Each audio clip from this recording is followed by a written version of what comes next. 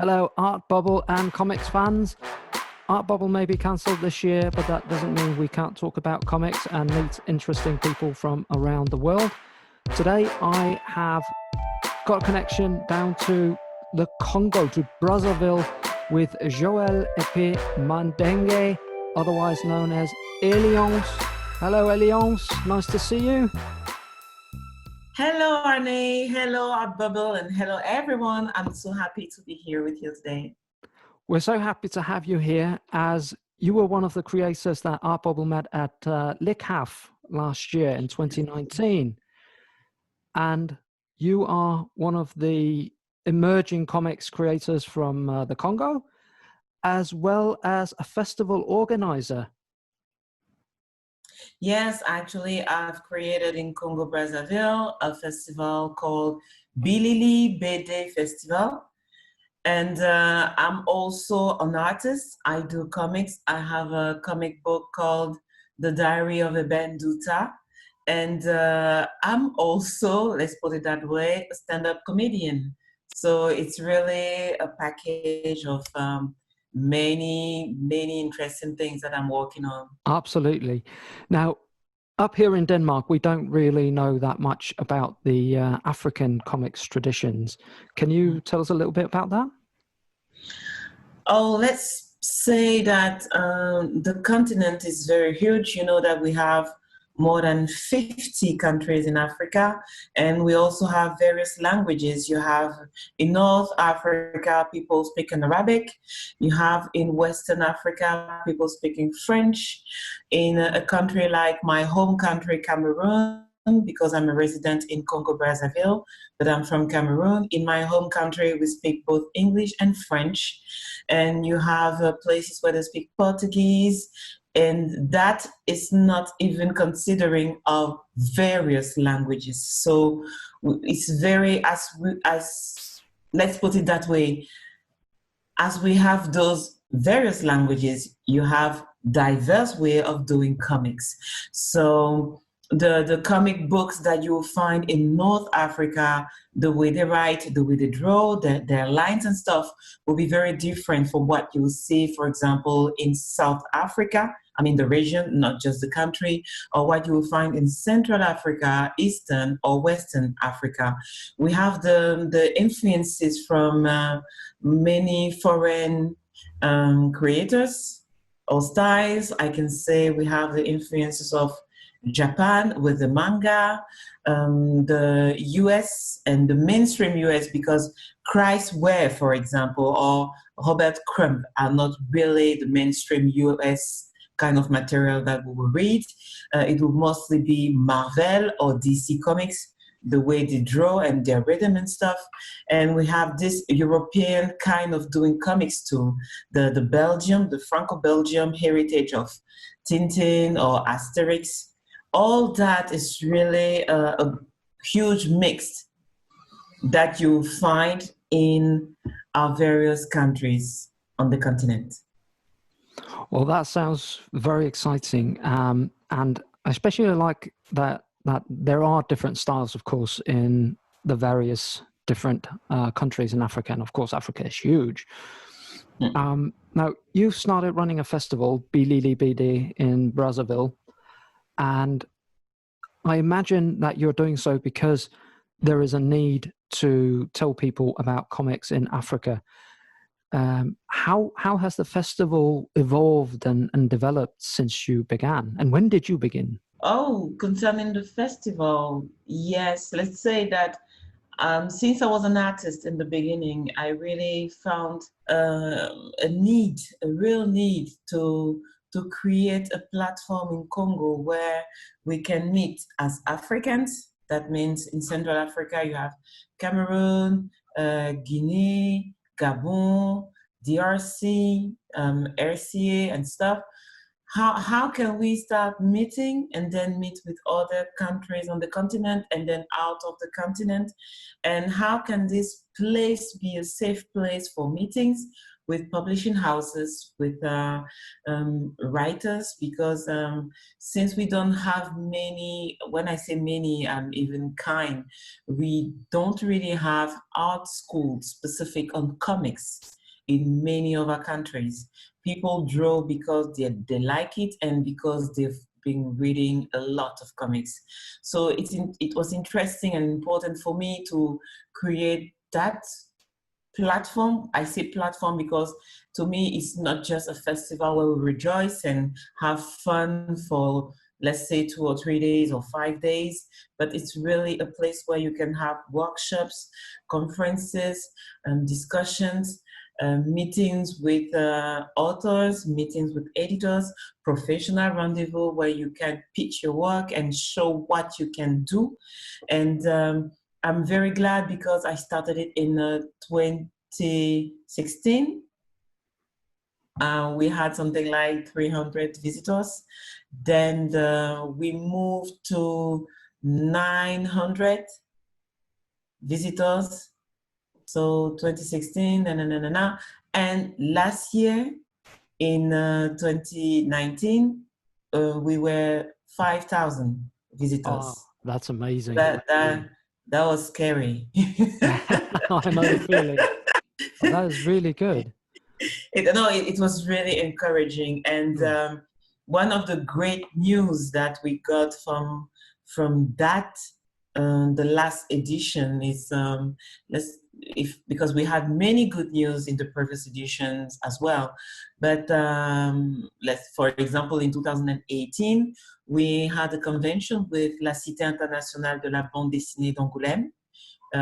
We know Angoulême as one of the greatest festivals, one of the historically one of the greatest festival about comics.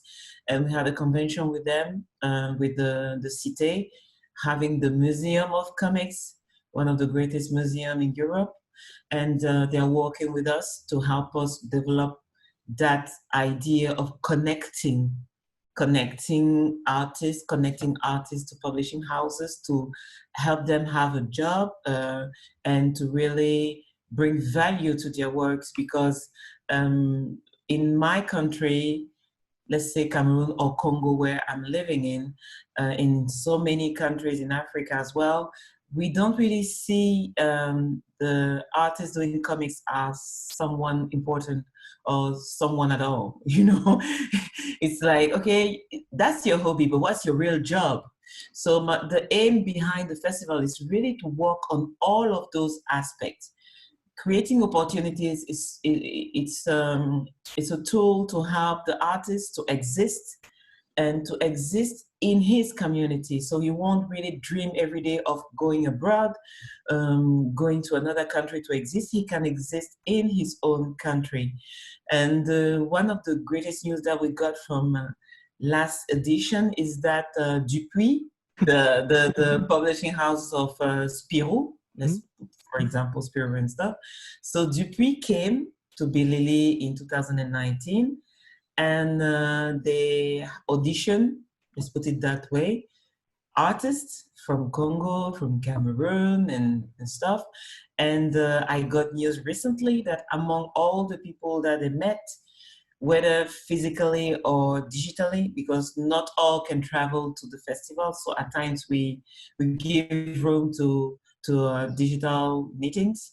Oh, wonderful. Among all the candidates, there were like more than 70 candidates, and 15 were selected. And in the 15, you had many Congolese and Cameroonian, and it was really encouraging, because you know that those people who stay in their countries work with Dupuis and really bring value to their work at home. So the festival is really becoming more than just a gathering of artists. It's really bringing value to the artwork of those artists. Wow, that sounds, I don't even have words. It's just, yeah, amazing. And I'm really happy to hear it.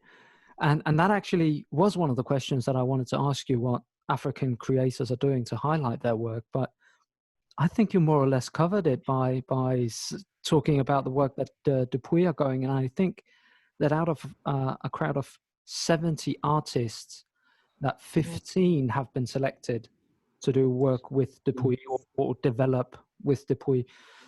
Sounds absolutely fantastic. Yes, it's really encouraging because with that number, you can really conclude that there is quality on the continent, and you can have discipline and produce quantity with that quality, and create an economy out of it. So apart from Dupuy, let's say that most of the time, many artists in our various countries do self-publications because we don't have many publishing houses. We have many houses for books like literature, poetry, but not comic books. It's not the same kind of print. It's not the same kind of cost. When you need to add colors and stuff, you need specific kind of machine. I don't know. You need specific tools to publish comic books, and you don't have many publishing houses doing that. We have few, I would say, as far as publishing houses are concerned, we have less than 20 on the continent, I'm guessing. So many are really doing self-published books, self-published magazines, and sell them like that. Yeah. Well, it is an emerging market, I imagine, and an emerging industry. And of course, now, like Art Bubble, like I said in the introduction, Art Bubble is cancelled. I know LICAF, that we've mentioned a few times, has been cancelled. The Lakes International Comic Art Festival, TCAF, Toronto, and a lot of the American festivals. Do you see BililiBD going ahead this year? I am really, really, really thinking about it because, as I said, last year we were like 5,000 human beings. If I have to think about it, and if I have to think that there will be more this year, it's really scary because we are living in a very weird and tough time. So, so far we are still thinking about the security and how can we make it possible for people to enjoy the festival without the threat of any wrong, conclusion to the festival, any virus, whatever, wave, whatever. So we are really thinking about it this year. We were going, let's say that my first thoughts were about maybe changing the form, the same way LICAF did, the same way BililiBD is doing too, because BililiBD also is doing a Joyeux Nom Festival, the same way Montreal also, the Festival of Montreal did. They did the digital festival. So we are really looking into what can be done, but we still have, let's say that we still have some time to think about it because the festival is really in December. It's the last month, so we can see. I'm sure that in the final form we will have many digital materials. But now about the physical part, we're really thinking about how we can make it possible because, in BililiBD Festival, we have the comic aspect, the comic book aspect. We also have the video games aspect because we also always invite African creators of video games to showcase their works, to show their games and the gameplay and how they came about doing their video games. And we also have the animating part, so inviting African artists to show their animations, their movies, and to talk about their movies. So there are things that can be organized physically with a very few people, and there are things that might migrate digitally because the crowd would just be too much. And we also have the cosplay contest, that really grew in popularity. And so those are all the things we're thinking about to try and find the balance, so that this year will be a BililiBD festival, a balanced one. Well, it sounds like you more or less have a plan in motion, or at least are thinking about what to do in case you do cancel. And that sounds really good. And if you decide to go digital, Art Bubble is there for you. We will be happy to present Danish creators down in Africa, and maybe do a digital workshop or something else. And one day, hopefully, we'll get you to Art Bubble, where you can bring your African friends, your Congolese posse, and give us some African comic books. That would be wonderful.